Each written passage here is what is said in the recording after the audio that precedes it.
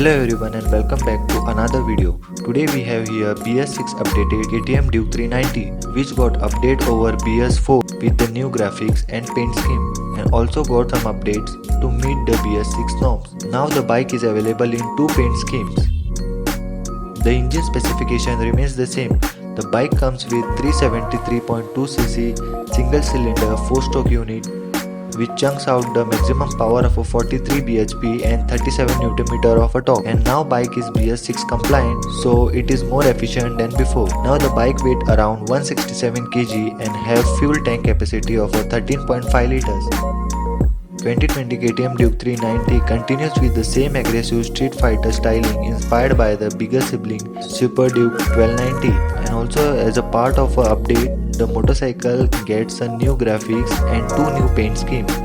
Now you get the silver metallic and ceramic white color option.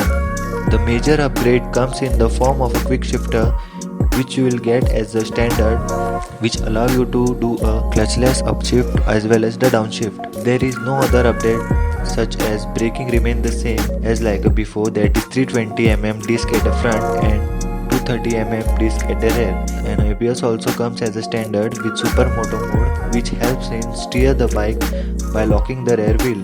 Even tire size remains the same as before, that is 110 by 70 into 17 at the front and 150 by 60 by 17 at the rear. Also mirror remains the same. You get the same old school KTM mirrors used on other KTM bikes. You get the adjustable clutch lever as well as the brake levers. Indicator remains the same as before, and you get the 43mm front forks which are non-adjustable and monoshock at the rear which is at the stiffer side. Bike get a seat height of 830mm which allow to achieve the ground clearance of 175mm, and also the seats are more thicker and wider like before. Also the TFT remains the same which is carried out from the BS4 to BS6 which shows ton of a feature.